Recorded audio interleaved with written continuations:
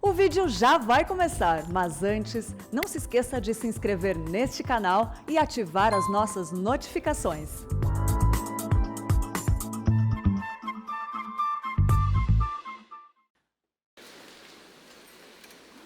Você está se assentando, abra sua Bíblia comigo, por gentileza, no primeiro livro de Samuel, capítulo 17. 1 Samuel 17.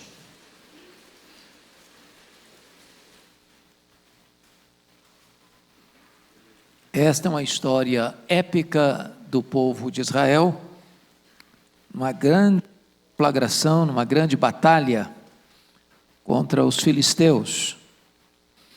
Por ser um texto por demais conhecido, eu vou resumir a leitura, os versos 45 a 47, mas vamos procurar considerar todo esse texto.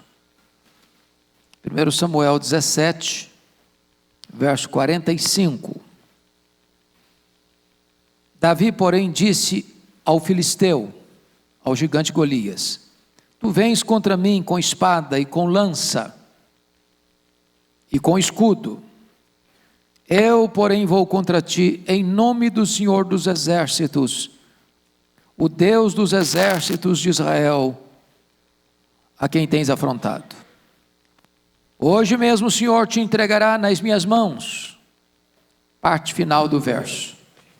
E toda a terra saberá que há Deus em Israel.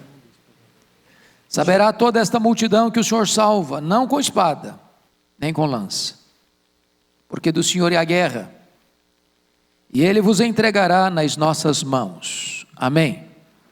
Eu quero falar com vocês hoje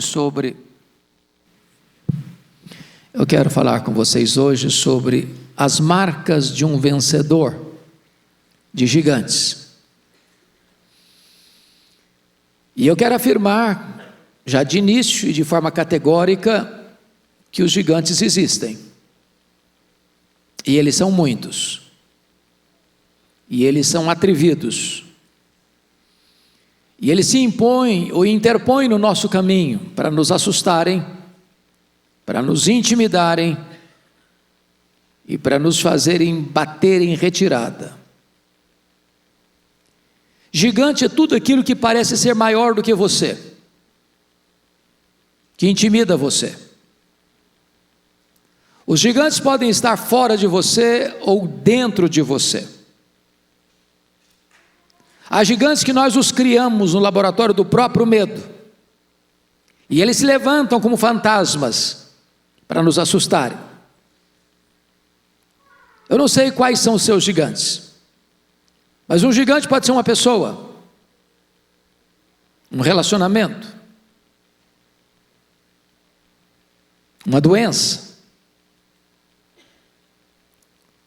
um problema emocional, um complexo de inferioridade, um abuso sofrido, uma dor que lateja na alma, uma crise que se instalou na sua vida, na sua casa, na sua família.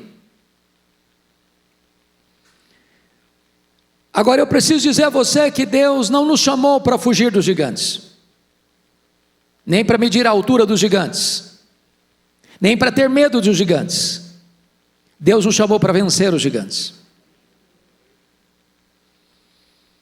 Um vencedor não nasce, um vencedor é feito.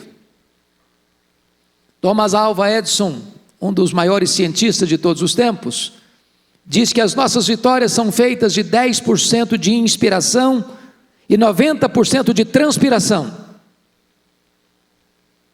É preciso ter preparo, é preciso ter coragem, é preciso ter confiança em Deus. Quando eu olho para a história, eu vejo algumas pessoas que enfrentaram gigantes terríveis e os venceram, limitações humanas, físicas, e triunfaram. O próprio Thomas Alva Edison, quando era criança, foi rejeitado pela escola. Naquela época não tinha todos os direitos que nós temos hoje.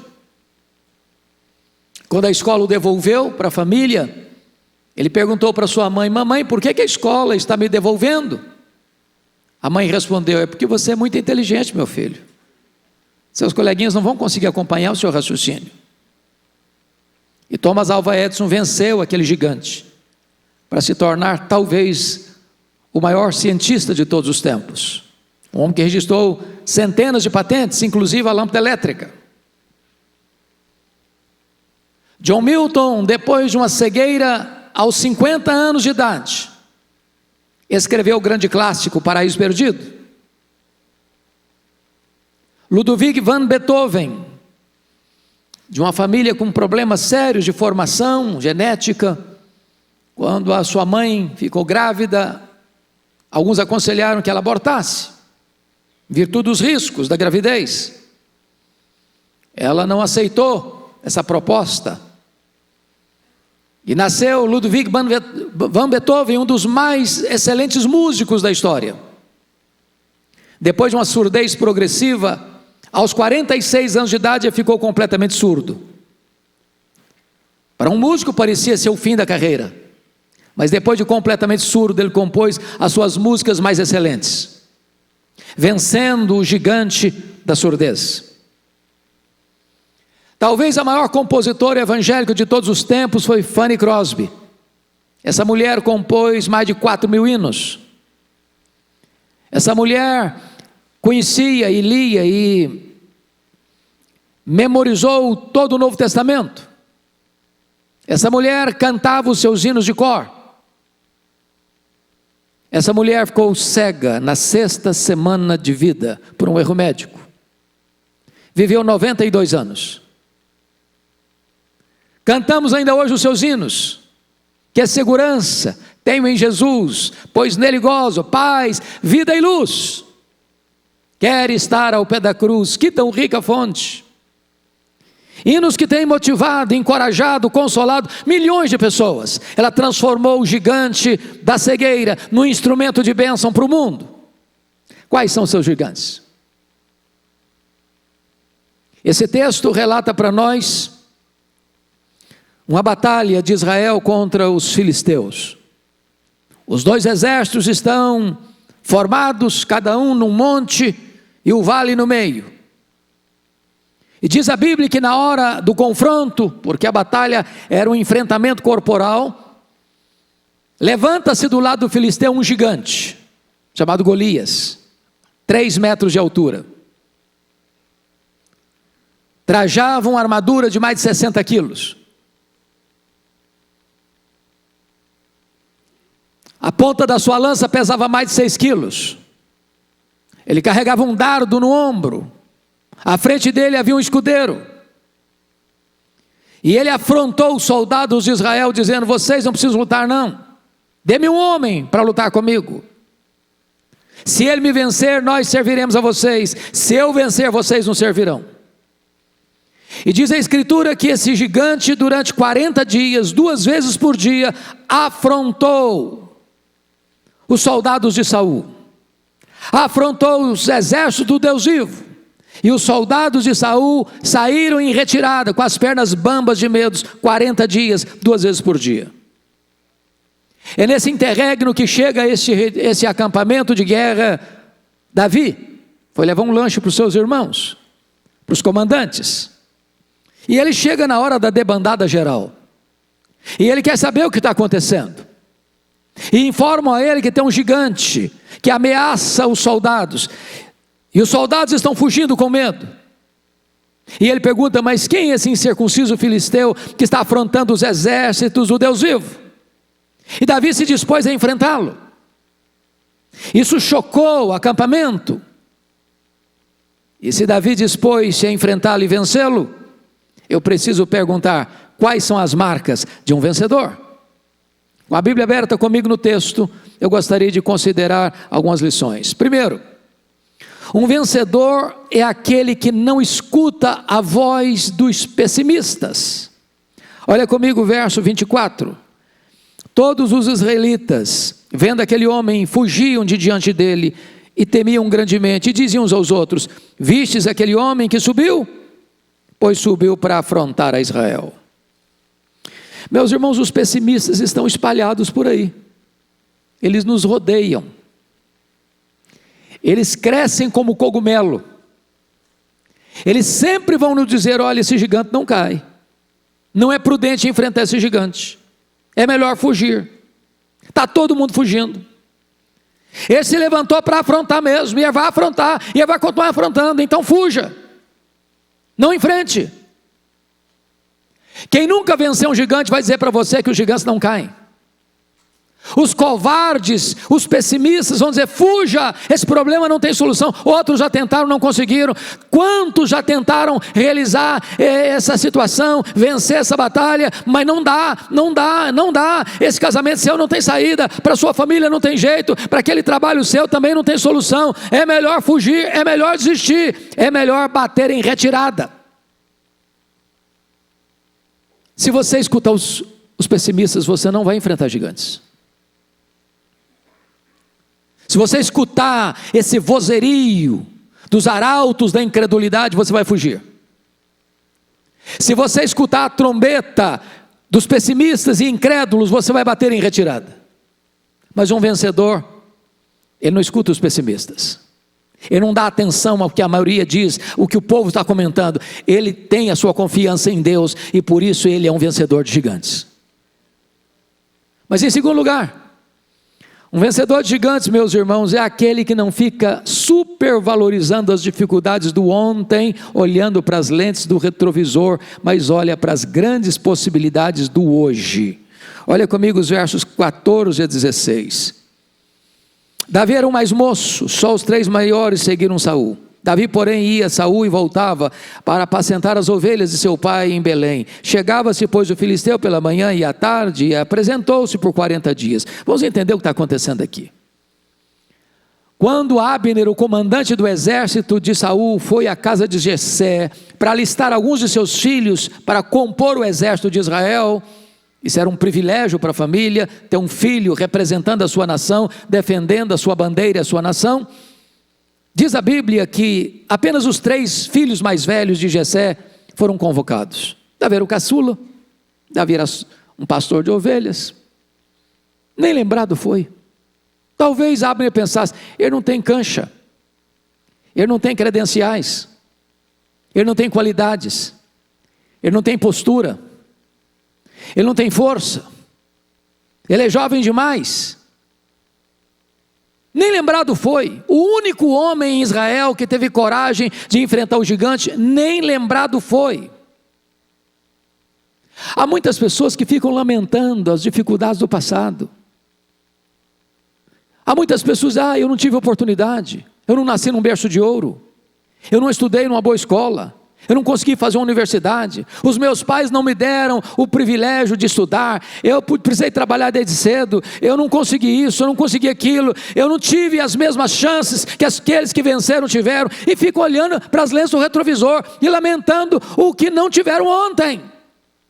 Pare de ficar olhando pelas lentes do retrovisor, olhe para as oportunidades que Deus está colocando diante de você hoje. Aliás, nota de rodapé: a maioria dos vencedores não nasceram em berço de ouro. Pode escrever isso. As pessoas que mais triunfaram na vida, irmãos, foram aqueles que nasceram com dificuldade, tiveram que trabalhar desde cedo, tiveram que ralar desde cedo, tiveram que enfrentar a adversidade desde cedo. As adversidades vêm não para nos destruir, mas para tonificar as musculaturas da nossa alma. Os guerreiros não são treinados em ar-condicionado, eles são treinados em campo de batalha. Eu gosto muito de ler biografias, e uma das histórias que me impressiona muito é a história de um dos homens mais expressivos dessa nação. Nasceu no interior de Minas. Seu pai era um caixeiro viajante, a sua mãe era uma professora pública. O pai morreu e ele era ainda criança, e com o alto salário de uma professora pública, a sua mãe não conseguiu mandá-lo para uma cidade maior para continuar os seus estudos. E ele sai de Diamantina, vai para Belo Horizonte, faz medicina. Ele foi um estudante tão pobre que a cadeira onde ele se assentava, enquanto estudante era um caixote de tomates. Ele terminou o curso de medicina, foi para a Alemanha, foi para a França, fez especialização, voltou, entrou na política, teve vitórias esplêndidas. Mas em 1956 ele foi eleito presidente da República Federativa do Brasil. No dia 21 de abril de 1960 ele plantava Brasília no coração do cerrado brasileiro, Juscelino Kubitschek. Se ele tivesse ficado olhando para as dificuldades do seu passado, ele jamais teria alçado voos rumo ao seu futuro. Não fique lamentando as dificuldades do ontem, olhe para as oportunidades que Deus está colocando diante de você hoje. Terceira lição de um vencedor de gigantes, irmãos. Um vencedor de gigantes precisa aprender a lidar com seus críticos. E eu peço que você olhe comigo os versos 28 a 30. Ouvindo Eliabe, seu irmão mais velho, falar àqueles homens, acendeu-se-lhe a ira contra Davi. E disse: por que desceste aqui? E a quem deixaste aquelas poucas ovelhas no deserto? Bem conheço a tua presunção e a tua maldade. Desceste apenas para ver a peleja. Respondeu Davi: que fiz eu agora? Fiz somente uma pergunta. Desviou-se dele para outro e falou a mesma coisa. Vamos entender o que está acontecendo aqui. Há críticas que são boas. Quando você chega para alguém e diz: ó, fulano, você está fazendo isso? Se você fizer daquela outra forma, eu acho que você vai ter um resultado melhor. Essa pessoa ama você e pontua algumas coisas difíceis, ou falhas, ou fracas, ou defeituosas. Não é para te humilhar, não é para te machucar, é para ver você alçar voos mais altos. Essa é a boa crítica. Mas é uma crítica que ela é nociva, ela é destrutiva. Ela não quer o seu bem, ela quer humilhar você, ela quer destruir você, ela quer desanimar você. E aqui está Davi enfrentando o seu irmão mais velho, Eliabe, que diante da postura de Davi para enfrentar o gigante, e ele é um soldado, e com os outros está fugindo, ele fica irado contra Davi. Irado. Eu queria aqui levantar, à luz do texto, quando é que a crítica dói? Porque às vezes ela dói, mas tem hora que ela dói mais. E quando a crítica dói mais? Quando ela vem daqueles que deviam estar do nosso lado, estão contra nós. Ora, Eliabe era irmão de Davi, sangue de Davi, carne de Davi, devia estar do lado de Davi, mas está contra ele. O maior problema, às vezes, de uma vida, de uma igreja, de uma instituição, não é o ataque de fora, é o fogo amigo. É quando você vê gente dentro da comunidade criticando, puxando para trás, fazendo gol contra, jogando contra o patrimônio. É aqui que está acontecendo aqui. O Eliabe está criticando o Davi. Segundo, a crítica dói mais quando ela vem daqueles que nos conhecem há muito tempo. Ora, se Eliabe era o mais velho, Davi o caçula, e eles eram 8 irmãos, significa que Eliabe viu Davi nascer, viu Davi crescer, viu Davi trabalhar, conhecia Davi. Agora, o que preocupa o Eliabe não são os defeitos de Davi, são as virtudes de Davi. O que incomoda Eliabe não é a timidez de Davi, é a coragem de Davi. O que mais incomoda seus críticos não são seus defeitos, são suas virtudes. Terceiro lugar, sabe quando a crítica dói mais? É quando ela é contínua. Todo dia, igual uma goteira, todo dia. Olha a resposta de Davi no versículo 29 para o seu irmão Eliabe. O que eu fiz agora? Eu só fiz uma pergunta. O que está por trás disso? O Eliabe está perguntando assim, Davi está perguntando para o Eliabe assim: ô Eliabe, quando é que você vai largar do meu pé? Quando você vai me dar uma folga? Até quando você vai me criticar? Parece que há pessoas, irmãos, que têm um ministério. Ministério da crítica. Você faz tudo certinho, não vem um elogio. Na hora que você faz alguma coisa que a pessoa não gosta, lá vem a crítica. Quarto lugar, sabe quando a crítica dói mais? É quando ela vem envelopada com ira. Versículo 28 diz que o Eliabe ficou irado contra Davi. Mas por quê? O que Davi fez com ele? Nada. O problema do Eliabe é que ele não consegue suportar a ideia de que o seu irmão possa vencer e receber os louros da vitória e ele ficar de fora. Tem gente que não se alegra com o seu sucesso, porque o seu sucesso ameaça o seu fracasso. Então o Eliabe está irado, porque aquela pessoa que só pensa que ele tem que vencer, a vitória tem que ser dele, os aplausos tem que ser para ele. Então ele está irado contra Davi. Mas em quinto lugar, sabe quando quando a crítica dói mais? É quando o crítico tem a síndrome de Deus. Porque o crítico, ele não critica só suas palavras e suas ações, não. O crítico critica até mesmo as suas intenções, seu foro íntimo. Olha o versículo 28, o que Eliabe diz para Davi? Bem conheço a tua presunção e a tua maldade, vieste aqui apenas para espiar a peleja. Agora vamos entender aqui, será que Davi está sendo maldoso mesmo ao estar ali? Será que essa crítica procede? Essa é a expressão da verdade? Vamos entender agora o que aconteceu. No capítulo anterior, capítulo 16, Deus manda o Samuel lá na casa do Jessé, para ungir um dos filhos de Jessé como rei sobre Israel, em lugar de Saul, que tinha sido rejeitado por Deus. Quando Samuel chega, a primeira pessoa que ele vê é o Eliabe, mais velho, bonitão, capa de revista, cara assim, sarado. Aí o Samuel diz, está aí o eleito do Senhor, está aí o escolhido do Senhor, está aí o ungido do Senhor. Deus, vai devagar, Samuel, vai devagar, só tem verniz aí, só casca. Aí todos os filhos de Jessé passaram diante de Samuel, não é esse, não é esse, não é esse, também não é aquele, não, também não é esse, não é esse, não é esse. Acabou? Não, tem um, mas é o caçula. Ele está lá cuidando de ovelhas. Samuel disse, nós não vamos assentar a mesa enquanto ele não chegar. Quando Davi chega, Deus diz para Samuel, é esse aí, pode entornar o azeite na cabeça dele, pode ungí-lo, esse aí. Agora preste atenção, no capítulo seguinte tem a guerra. Aí o Jessé diz, Davi, vem cá meu filho, pega uns pães aqui, uns queijos, leva lá para os seus irmãos, para os comandantes. Davi podia dizer para o seu pai, ô meu pai, o senhor não está entendendo nada, o senhor não sabe o que aconteceu aqui em casa não? O senhor não sabe que eu fui ungido rei de Israel? Como é que fica a minha reputação de rei? Dando uma de office boy? Não, o senhor escolhe outro, eu não vou não, vou manter minha pose. Vou manter minha posição. Portanto, quando Davi vai àquele acampamento, ele não é presunçoso não, ele é humilde. Mas o crítico transforma a sua virtude em defeito. Sabe por quê? O crítico não tem coragem de enfrentar os seus próprios erros, e então ele os projeta em você para criticar em você o que não tem coragem de enfrentar neles mesmos. Quando a crítica dói mais, em último lugar, a crítica dói mais quando o crítico visa humilhar você em público.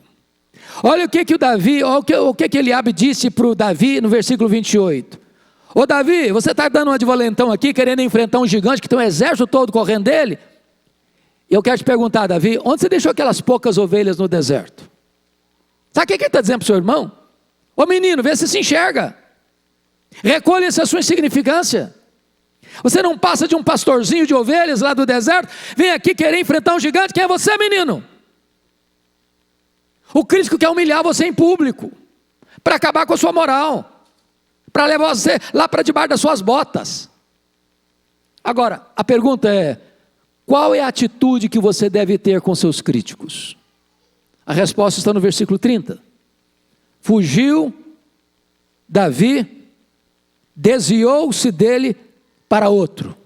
Deixa eu dizer uma coisa para você, muito solenemente nesta manhã. Se você escutar os seus críticos, você perde a alegria, você perde a paz, você perde o sono, você perde o apetite, você perde a saúde, você perde o foco. Não gaste o seu tempo com os críticos. Não entulhe os seus ouvidos com as palavras dos críticos. Fuja dele. Não gaste tempo com ele. Ele quer tirar seu foco. Então mire o foco que você tem para fazer. É vencer os seus gigantes. Enfrente os gigantes. Deixa para lá os críticos. As marcas de um vencedor. Quarto lugar, um vencedor é aquele que é especialista no que faz. Olha comigo, por favor, os versos 38 a 40. Saul vestiu a Davi de sua armadura, e ele pôs sobre a cabeça um capacete de bronze e o vestiu de uma couraça. Davi cingiu a espada sobre a armadura e experimentou andar, pois jamais havia usado. Então disse Davi a Saul, não posso andar com isso, pois eu nunca usei. Davi tirou aquilo de sobre si, tomou o seu cajado na mão e escolheu para si 5 pedras lisas do ribeiro e as pôs no seu alforje de pastor que trazia, a saber, no surrão, e lançando mão da sua funda, foi-se chegando ao filisteu. Quando eu leio isso aqui, eu quase dou risada, porque é hilário. Pensa comigo isso, o Saul, o rei, a Bíblia diz que ele era o cara mais alto de Israel, quando viu Davi com coragem de enfrentar o gigante, vem cá meu filho, vem cá, Eu vou botar em você minha armadura, vou botar na sua mão a minha espada, e você vai estar equipado para enfrentar os gigantes. Agora, preste atenção. O Saul era manequim 70. O Davi, manequim 52. A hora que botou aquele monstrengo em cima dele, ele nem conseguiu andar, quanto mais correr e lutar. Ele tirou aquela tralha de cima dele, pegou a funda dele, foi lá no ribeiro. Até hoje você vai lá naquela região, tem aquelas pedrinhas lisas, vontade até de você dar umas jogadas, umas pedradas também. Botou 5 no embornal, pegou a funda e correu na direção dos gigantes. Com esse negócio aqui eu sou doutor. Eu sou capaz de acertar um fio de cabelo, quanto mais a testa de um gigante. Preste atenção. Não basta apenas coragem. Coragem sem preparo é loucura. Davi não tinha só coragem, Davi tinha preparo. O que ele está querendo nos ensinar com isso? Meus irmãos, os vencedores gigantes são especialistas no que fazem. Aliás, o mundo hoje é o mundo dos especialistas.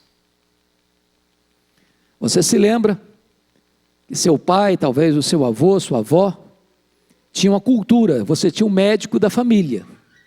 Era médico do vovô, da vovó, do papai, da mamãe, do filho, da filha, do neto, da neta.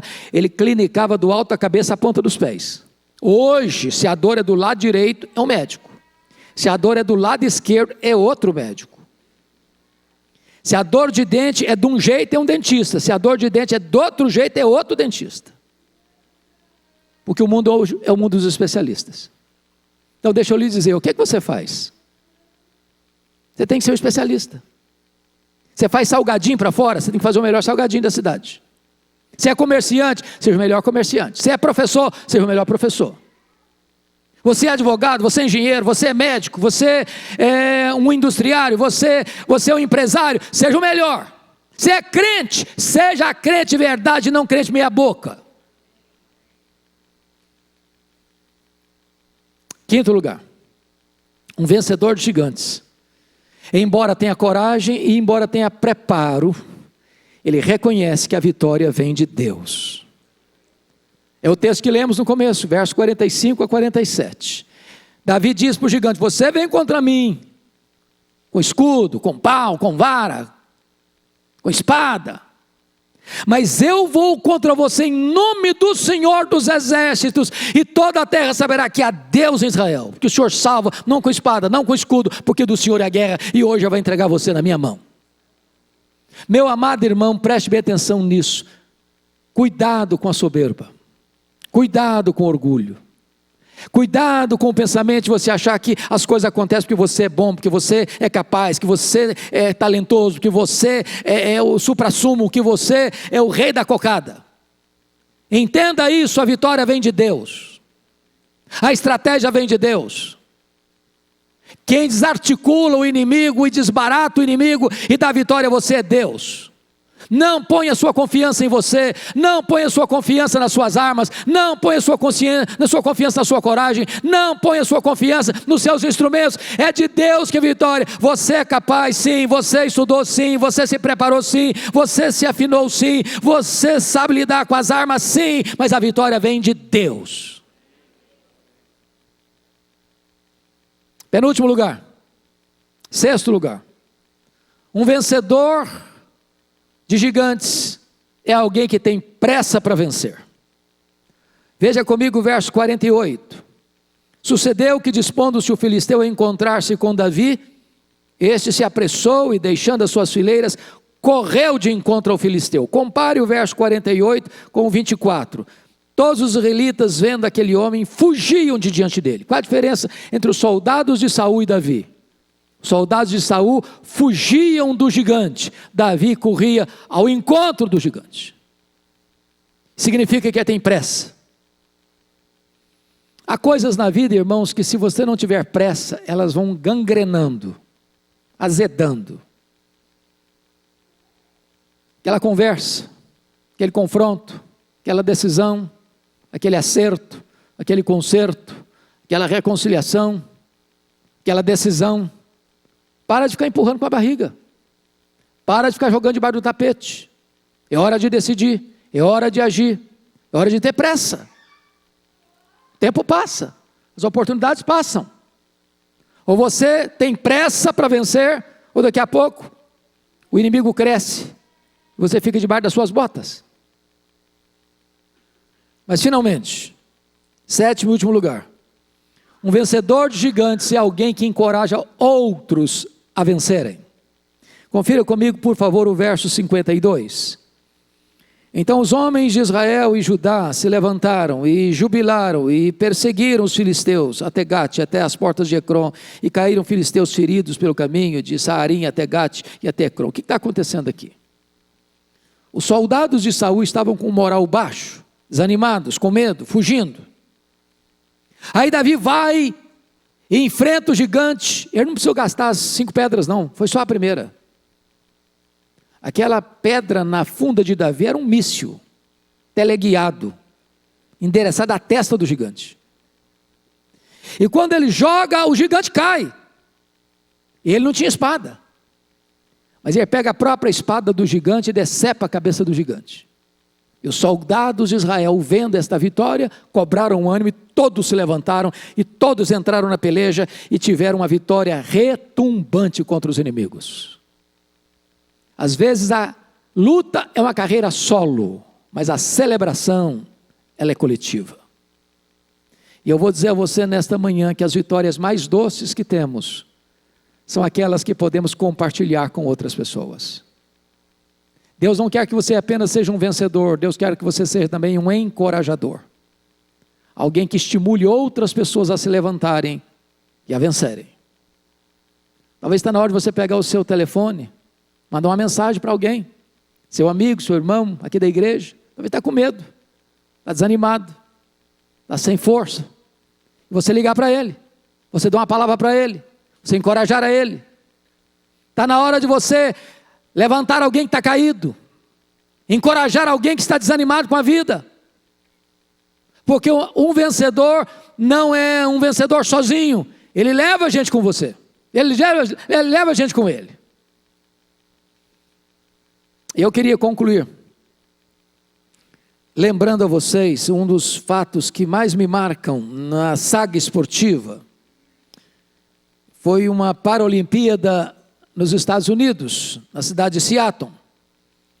E naquela ocasião, a modalidade mais esperada era a modalidade das meninas, obviamente com deficiências, correrem na pista, o estádio lotado.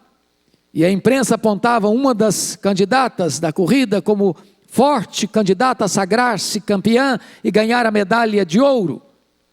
E quando elas entraram na pista, ao sinal de largada, elas começaram a correr com toda a força que podiam. E essa moça, que era candidata à medalha de ouro, vai à frente, ganhando das outras, a multidão aplaudindo, o estádio todo encorajando, e parecia que ela chegaria porque era a última volta.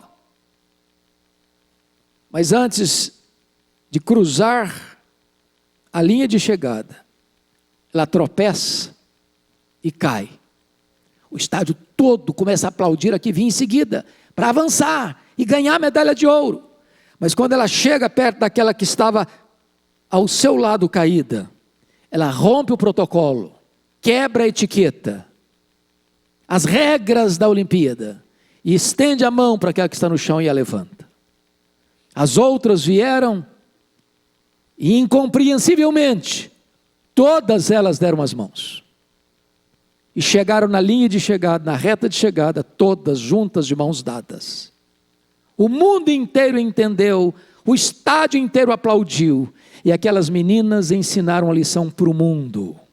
As mais expressivas vitórias que temos na vida são aquelas que nós podemos repartir e compartilhar com outras pessoas. As marcas de um vencedor. Irmãos amados, nós já somos mais do que vencedores em Cristo Jesus. Jesus Cristo é o nosso grande capitão. Ele é o nosso grande treinador. Se você pôr os seus olhos nele, os gigantes vão cair. Se você andar com ele, os gigantes vão cair. O gigante do medo, do vício, do pecado, da tristeza, da angústia, da dor, da culpa, os gigantes vão cair.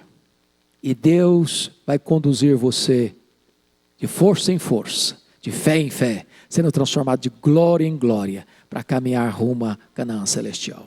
Deus abençoe a todos nós. Amém.